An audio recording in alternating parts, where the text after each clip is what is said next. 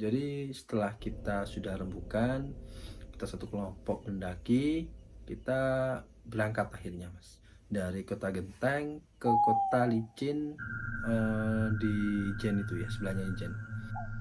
Tepat pukul setengah 4 kita sampai di pos pendaftaran. Nah, di situ ya seperti para pendaki lainnya lah. Kita juga registrasi, terus kita juga packing-packing gitu kan.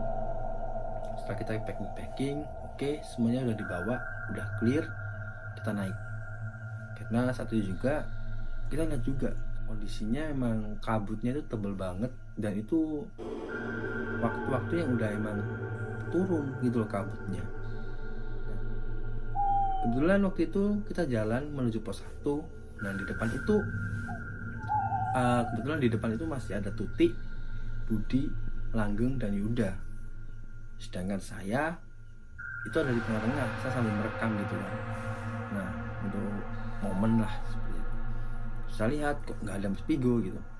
Saya bilang, Rek, Mas Pigo mana? Terus saya bilang Yuda, Yuda bilang diri saya, belakang. Saya lihat ke belakang. Oh iya, Mas, ayo gitu kan. Saya bilang ayo gitu. Ya sedek, balik si chat katanya gitu. Saya jawab, muka wes ketinggalan kok gitu kan. Akhirnya si Vigo pun ya gitu.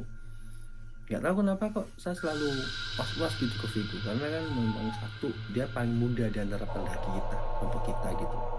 Yang kedua, dia masih awal sih, masih pemula juga untuk naik pendakian gitu.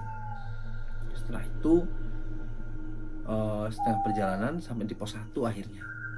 Di pos 1 pun aku ngerasa kok ada yang manggil gitu. Terus yut yut, tapi itu jelas banget di telinga gitu loh.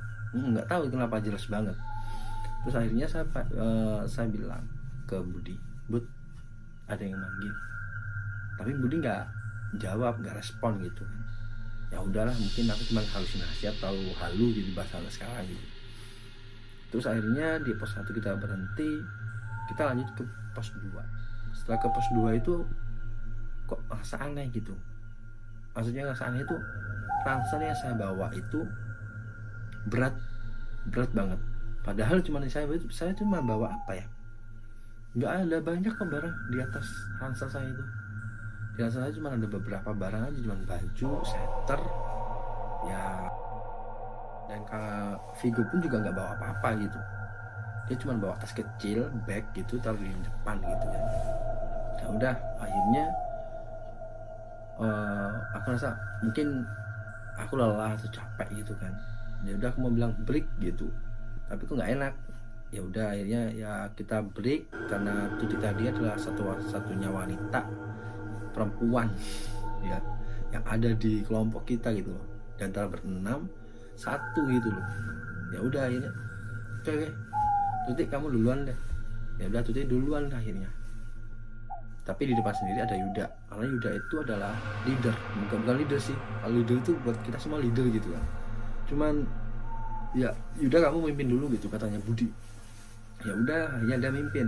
Ya udah, kamu pimpin belakang, depan, sorry, di depan. Nah, karena itu nggak tahu kenapa saya terlalu was-was sama Vigo. Saya takut aja, karena kan ya seperti tadi, dia pemula, muda sendiri gitu. Mungkin egonya atau gimana masih tinggi banget. Saya bilang, Mas duluan, kayak gitu. Ya udah, Mas juga dia duluan. Hanya di belakang, di tengah-tengah itu ada saya. Nah, di belakang itu ada Budi sama Langgeng. Nah, kita sering break banget, karena Langgeng sama Tuti itu memang kondisi fitnya mungkin dia baru pertama daki atau bagaimana, saya kurang paham. Jadi mereka sedikit-sedikit kita break, sedikit kita break. Oke, break lah. Di tengah jalan, tepatnya pukul berapa ya, sekitaran pukul 5, setengah 6 gitulah, maghrib, saya tuh melihat ada sosok bayangan, tapi saya nggak menghiraukan. Waktu kita mau udah di pos 2, itu di pos 2 ya, saya di pos 2 itu akhirnya saya bilang gini, saya tadi kayaknya lihat anak deh, anak kecil gitu. Tapi anak kecilnya itu tuh dia itu pakaiannya itu seperti anak zaman dulu gitu loh. Ya udah, akhirnya aku kan halusinasi gitu. Ya udah, saya capek istirahat. Nah kebetulan waktu itu juga azan maghrib. Nah kita kan sebenarnya maunya di tengah-tengah perjalanan itu kita mau ngambil sunrise gitu kan, tapi ternyata waktu yang kita tempuh tidak sama sekali cukup karena mungkin kecapean. Ya udah, akhirnya kita nggak maksain untuk dapatin sunrise, momen sunrise. Akhirnya kakak saya tadi bilang, Vigo tadi bilang ke saya, "Dek, lahan sih." Gitu. Loh, kenapa? Capek? Enggak, kan maghrib. Berhenti dulu lah, aku takut jalan. Nggak apa-apa lah gituin.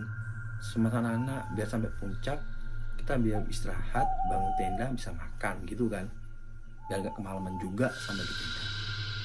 Nah setelah sampai ke tenda itu, setelah itu Vigo bilang, "Dek, istirahat aja deh," gitu kan.